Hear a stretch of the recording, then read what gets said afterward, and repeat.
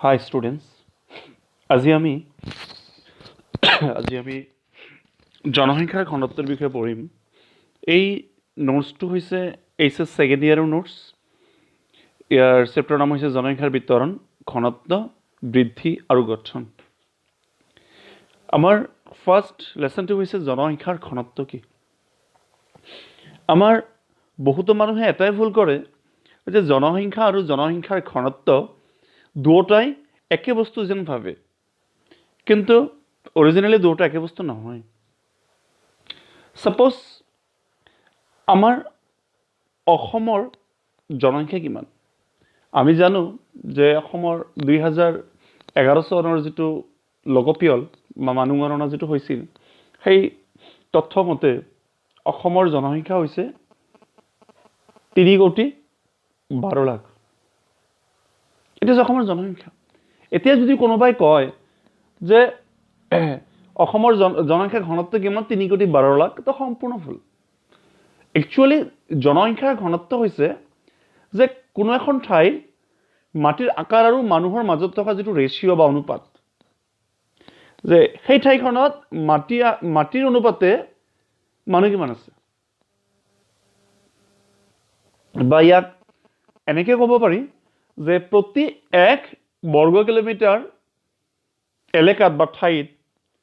কিমানজন মানুহ বাস কৰে, সেইকেইজনক তোমাৰ কি বুলি কোৱা হয়? সেই টোটেল নম্বৰ মানুহটোক তোমাৰ জনসংখ্যাৰ ঘনত্ব বুলি কোৱা হয়। তো একচুৱেলি সকলো জেগাতে ছেম পৰিমাণতে বাস নকৰে। যে অসমৰ কথা যদি কোৱা যায়, সকলো ঠাইতে ছেম পৰিমাণে নাই। সেইকাৰণে আমি কেনেকৈ ওলাওঁ এভাৰেজ, যে কোনো এখন ঠাইৰ তাৰ যিটো মুঠ জনসংখ্যা আছে, ইয়াৰ মুঠ জনসংখ্যাক মুঠ মাটিকালিৰে যদি ভাগ কৰোঁ, যিটো ৰিজাল্ট ওলাব, ফলাফল ওলাব, এটি হ'ব কি আমাৰ জনসংখ্যাৰ ঘনত্ব।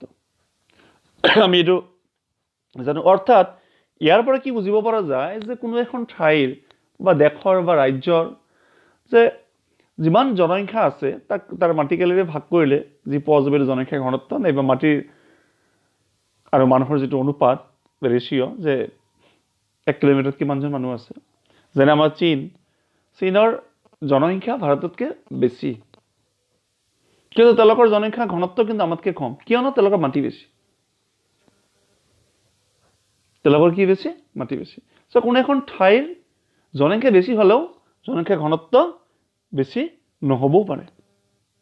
তো এইটো ইমানখিনি ক'বলগীয়া। এইবাৰ আমি লেচন 2 প্ৰশ্নটো দিছে, নেক্সট প্ৰশ্নটো জৰ্জ বি কৰ্চিয়ে এছিয়াৰ জনসংখ্যাৰ বিষয়ে কি মতবাদ আগবঢ়াইছে? তেওঁ কি কৈছে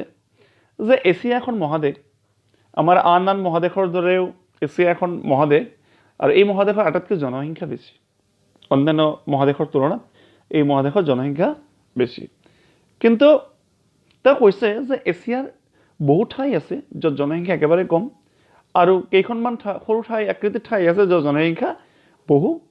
বেছি। এতিয়া আমি এটা ভাৰতৰে উদাহৰণ দিব পাৰোঁ। যে এছিয়াৰ এখন দেশ হৈছে ধৰক ভাৰত, তাৰ এখন ঠাই, এখন ৰাজ্য ধৰোঁ যে উত্তৰ প্ৰদেশ, তাৰ জনসংখ্যা বহুত বেছি। আৰু আমি যে অৰুণাচল প্ৰদেশৰ কথা যদি কওঁ, তাৰ জনসংখ্যা একেবাৰে কম। তো ইয়াৰ পৰা বুজিব পাৰি যে এছিয়াৰ বহুত ঠাই আছে যে জনসংখ্যা একেবাৰে কম, আৰু এনে ঠাই আছে তাৰ জনসংখ্যা বহু বেছি। নেক্সট, জনসংখ্যাৰ বৃদ্ধি বুলিলে কি বুজা? আমি যদি জনসংখ্যাৰ বৃদ্ধিৰ বিষয়ে আমি ষ্টাডি কৰোঁ, তাত আমি এটা বস্তু পাম যে আমাৰ কোনো এটা পাৰ্টিকুলাৰ এৰিয়াৰ, আমি অসম বুলি ধৰোঁ, যিকোনো দুটা খনৰ মাজৰ, চাপ'জ 2 বছৰ, 2001 চন আৰু 2002 চন। আমি যদি ভাবোঁ অসমত 2001 চনত ছাপ'জ 2 কোটি মানুহ আছিল, ধৰি লৈছোঁ এইটো যে 2 কোটি মানুহ আছিল। তাৰপিছত 2002 চনত বা এবছৰ পিছত এইটো হ'ল কিমান? ছাপ'জ 2,50,00,000। তো আল্টিমেটলি এটা পৰিৱৰ্তন আহিল। কিমান পৰিৱৰ্তন? ছাপ'জ 50 লাখৰ পৰিৱৰ্তন আহিল। এইটো হৈছে জনসংখ্যাৰ বৃদ্ধি। অৰ্থাৎ দুটা খনৰ মাজত তোমাৰ যেটো পৰিৱৰ্তন যেটো জনসংখ্যা এটো জনসংখ্যা তোমাৰ কি জনসংখ্যা বৃদ্ধি বুলি কোৱা হয় নেক্সট হৈছে কি জনসংখ্যাৰ স্বাভাৱিক বৃদ্ধি কি এবাৰ জনসংখ্যাৰ স্বাভাৱিক বৃদ্ধি জনসংখ্যাৰ স্বাভাৱিক বৃদ্ধি ইয়াত উল্লেখ কৰা হৈছে যে আমাৰ জনসংখ্যা যদি বৃদ্ধি ঘটে ইয়াত তিনিটা কাৰণ লুকাই থাকে জন্ম মৃত্যু আৰু প্ৰব্ৰজন কিন্তু যেতিয়া আমি জনসংখ্যাৰ বৃদ্ধিটো অকল জন্ম আৰু মৃত্যুৰ পাৰ্থক্যৰ দ্বাৰা উলিয়াম তেতিয়া হয়তো হ'ব জনসংখ্যাৰ স্বাভাৱিক বৃদ্ধি আৰু ইয়াত যদি প্ৰব্ৰজনৰ কথা উল্লেখ কৰোঁ তেতিয়া হৈ যাব প্ৰকৃত বৃদ্ধি এতিয়া সাপোজ কোনো এটা অঞ্চল সাপোজ ধৰা এখন গাঁও এটা ধৰা সৰু গাঁও যাৰ নাম হৈছে XYZ এই XYZ এর গাঁওখনত জন্ম যদি 2000 হয় আর মৃত্যু যদি 1000 হয় তো ডিফারেন্স যেটো ওলাব এটো হচ্ছে 1000 তো এটো 1000 টো হ'ব তোমাৰ স্বাভাৱিক বৃদ্ধি আৰু এতিয়া আমাৰ জনসংখ্যা ধনাত্মক বৃদ্ধি ইয়াৰ জনসংখ্যা ধনাত্মক বৃদ্ধিত কি আছে ধনাত্মক পজিটিভ গ্ৰোথ আৰু এটা আছে ঋণাত্মক নেগেটিভ গ্ৰোথ তলত আছে জনসংখ্যা পৰিৱৰ্তন তিনটা উপাংশ ইয়াত কি দিছে ধনাত্মক বৃদ্ধিত আমাৰ এটা কথা উল্লেখ কৰা হৈছে যে কোনো এটা নিৰ্দিষ্ট অঞ্চলৰ সময়ৰ যিকোনো দুটা বিন্দুৰ মাজৰ যেতিয়া জন্মৰ হাৰ মৃত্যুৰ হাৰতকৈ বেছি হয় আৰু অন্যান্য অঞ্চলৰ পৰা অহা আপ্ৰব্ৰজনৰ তুলনাত প্ৰব্ৰজন কম হয় এই অঞ্চলটোৰ জনসংখ্যা ক্ৰমশ বাঢ়ি গৈ থাকে আৰু ইয়াকে জনসংখ্যাৰ ধনাত্মক বৃদ্ধি বুলি কোৱা হয় ইয়াত আমাৰ কি কৈছে যে পাৰ্টিকুলাৰ কোনো এটা অঞ্চল সাপোজ কোনো এখন গাঁও XYZ তাৰ জন্মৰ মৃত্যুতকৈ জন্মৰ হাৰ বেছি মৃত্যু যিমান হৈছে তাতকৈ জন্ম বেছি হৈছে আল্টিমেটলি জনসংখ্যা বাঢ়ি গ'ল আৰু আপ্ৰব্ৰজন মানে আহা প্ৰব্ৰজনৰ তুলনাত যদি ওলাই যোৱা প্ৰব্ৰজন উৎপ্ৰব্ৰজন মানে ওলাই যোৱা প্ৰব্ৰজন তো সেইটো যদি আমাৰ কি হয় কম হয় মানে আপ্ৰব্ৰজন বেছি মানে জন্ম বেছি মৃত্যুতকৈ আৰু আপ্ৰব্ৰজন বেছি উৎপ্ৰব্ৰজনতকৈ তেতিয়া আল্টিমেটলি কি হ'ব জনসংখ্যাটো বাঢ়িব আৰু ইয়াকে কি বুলি কোৱা হ'ব জনসংখ্যাৰ ধনাত্মক বৃদ্ধি কি হ'ব ধনাত্মক বৃদ্ধি ইয়াৰ এটা সূত্ৰ এনেকৈ লিখিব পাৰি জনসংখ্যাৰ ধনাত্মক বৃদ্ধি ইকুৱেল টু জন্মৰ হাৰ মাইনাছ মৃত্যুৰ হাৰ প্লাছ আপ্ৰব্ৰজন মাইনাছ উৎপ্ৰব্ৰজন এতিয়া জনসংখ্যাৰ ঋণাত্মক বৃদ্ধি ইয়াত কি দিছে কোনো এটা নিৰ্দিষ্ট অঞ্চলত সময়ৰ যিকোনো দুটা বিন্দুৰ মাজত যেতিয়া জন্মৰ হাৰ মৃত্যুৰ হাৰতকৈ কম হয় আৰু আপ্ৰব্ৰজনৰ তুলনাত বহিঃপ্ৰব্ৰজন বেছি হয় তেতিয়া অঞ্চল এটাৰ জনসংখ্যা ক্ৰমশ কমি গৈ থাকে আৰু ইয়াকে কি বুলি কোৱা হয় জনসংখ্যাৰ ঋণাত্মক বৃদ্ধি সাপোজ XYZ ঠাইখনত যদি জন্মতকৈ মৃত্যু বেছি হয় জন্ম সাপোজ কোনো এটা বছৰত জন্ম হ'ল 1000 মৃত্যু হ'ল 1500 তাহলে 500 কমিল আৰু আপ্ৰব্ৰজন আৰু উৎপ্ৰব্ৰজন সাপোজ বাহিৰৰ পৰা মানুহ আহিল 1000 আৰু গল 1500 তো 500 কমিল তো 500 কি হ'ব 1000 সেই গাঁওখনৰ জনসংখ্যা কমি যাব তো আল্টিমেটলি কি হ'ব 1000 কমিল মানে জনসংখ্যা কি হ'ল ঋণাত্মক বৃদ্ধি হ'ল নেক্সট জনসংখ্যা পৰিৱৰ্তনত তিনিটা উপাংশ কি কি জনসংখ্যা ইয়াত যে জন্মৰ হাৰ মৃত্যুৰ হাৰ প্ৰব্ৰজন অৰ্থাৎ জনসংখ্যাৰ তোমাৰ ইয়াৰ নাম কি কয় তোমাৰ জনসংখ্যা পৰিৱৰ্তন কোন এখন ঠাইৰ জনসংখ্যা যেটো চেঞ্জ যেটো কেনেকৈ আহিব যদি জন্ম হয় জন্মৰ হাৰ মৃত্যুৰ হাৰ প্ৰব্ৰজনৰ দ্বাৰা জনসংখ্যা কম বেছি হয় মৃত্যুৰ হাৰটো হয় মৃত্যু কম বেছি কমেই হ'ব জন্মৰ হাৰৰ দ্বাৰা জনসংখ্যা বেছি হয় মৃত্যুৰ হাৰৰ দ্বাৰা জনসংখ্যা কমে আৰু প্ৰব্ৰজনৰ দ্বাৰা প্ৰব্ৰজন মানে দুটা টাইপস আপ্ৰব্ৰজন আৰু উৎপ্ৰব্ৰজন যদি আপ্ৰব্ৰজন বেছি হয় জনসংখ্যা বাঢ়িব আৰু যদি উৎপ্ৰব্ৰজন যদি বেছি হয় জনসংখ্যা তোমাৰ কি হ'ব কমিব এই তিনিটা কাৰণ জন্মৰ হাৰ মৃত্যুৰ হাৰ আৰু প্ৰব্ৰজন এবাৰ জনসংখ্যাৰ উৎসস্থান কি উৎসস্থান মানে উৎস মানে জানো য'ৰ পৰা ওলাই সে মানুহ যেতিয়া প্ৰব্ৰজন মানে মানুহ এঠাইৰ পৰা আনঠাইলৈ যোৱা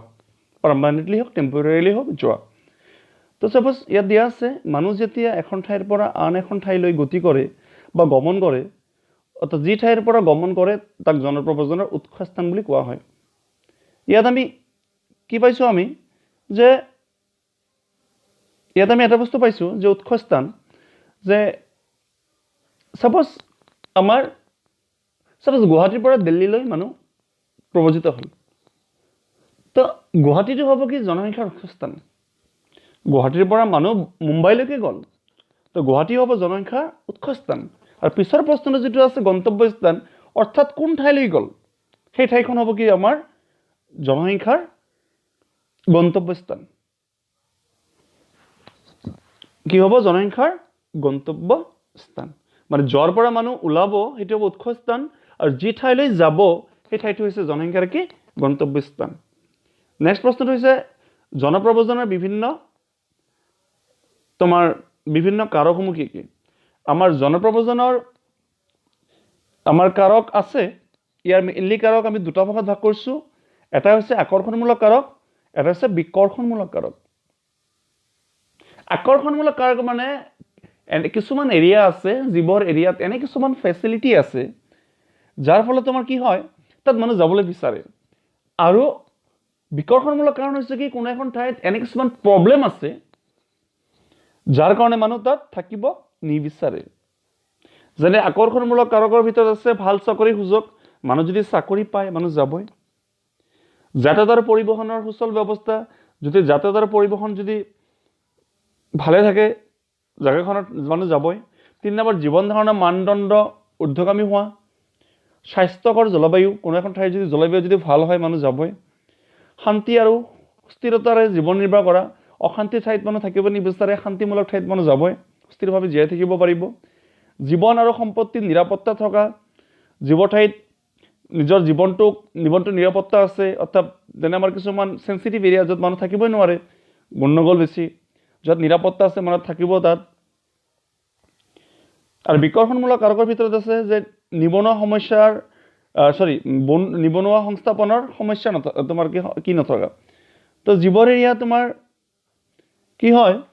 যে নিবনুৱা সমস্যাৰ আমি সংস্থাপন দিব নোৱাৰিম আমি নেক্সট সংস্থাপন দিব নোৱাৰিম নাইবা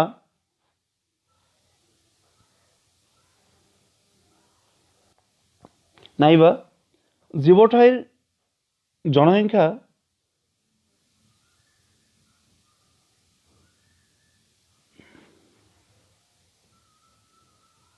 বেছি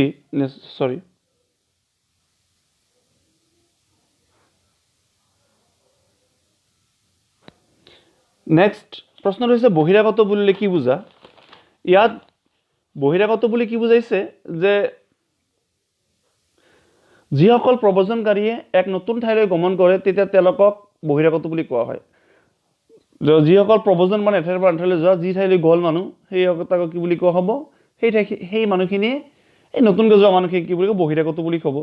আৰু প্ৰব্ৰজনকাৰী যিসকলে নিজৰ ঠাইৰ পৰা বাহিৰলৈ গৈ থাকে তেওঁলোকক প্ৰৱাসী বুলি কোৱা হয় যে আমাৰ মানুহ যদি বেলেগলৈ গৈ থাকে তো আমি তাক প্ৰৱাসী বুলি ক'ম তাত আমাৰ কাৰণে তেওঁলোক প্ৰৱাসী হ'ব আৰু তেওঁলোকৰ কাৰণে সেই মানুহখিনি কি হ'ব আমাৰ ইয়াৰ নাম কি কয় তোমাৰ বহিৰাগত বুলি ক'ব নেক্সট জনসাংখ্যিক চক্ৰ বুলি কি তোমালোকে ইয়াৰ ছবিটো পাইছা কিতাপত যে ইয়াত দিছে জনসাংখ্যিক অৱস্থান্তৰৰ সূত্ৰ মতে যেতিয়া সমাজখন গ্ৰাম্য কৃষি ক্ষেত্ৰ সম্বন্ধীয় আৰু অশিক্ষিত অৱস্থাৰ পৰা নগৰীয়া উদ্যোগিক শিক্ষিত সমাজলৈ উন্নীত হয় তেতিয়াই জনসংখ্যাৰ পৰিৱৰ্তন সাধন হয় অৰ্থাৎ উচ্চ মৃত্যু হাৰৰ পৰা নিম্ন মৃত্যু হাৰলৈ আৰু উচ্চ জন্ম হাৰৰ পৰা নিম্ন জন্ম হাৰলৈ পৰিৱৰ্তন হয় এনে বৰ পৰিৱৰ্তন যিটো স্তৰত সাধন হয় তাক সমূহীয়াকৈ জনসাংখ্যিক চক্ৰ বুলি কোৱা হয় ইয়াত কি কোৱা হৈছে যে আমাৰ সমাজখন কেতিয়াও একে নাথাকে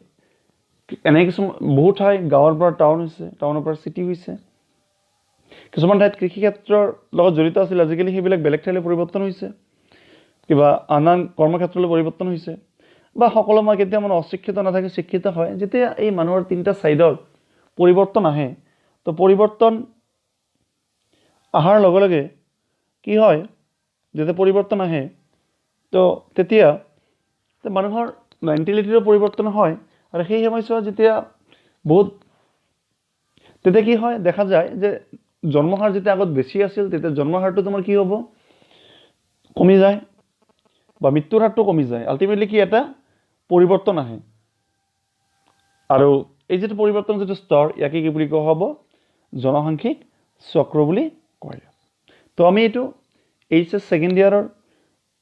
কেনেবা নোটছ লিখিলো নোটছ লিখি এইটো তোমালোকক বুজাই দিবলৈ চেষ্টা কৰিছো এই নোটছখিনি তোমালোকে লিখি ল'বা আৰু অলপ পঢ়াৰ চেষ্টা কৰিবা আৰু কিবা বুজি নাপালে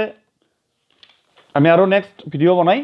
তোমালোকক এইটো বুজাই দিয়াৰ চেষ্টা কৰিম বৰ্তমানলৈকে আমাৰ এইখিনিয়ে থাকিব লাহে লাহে আমি আৰু বঢ়াই যাম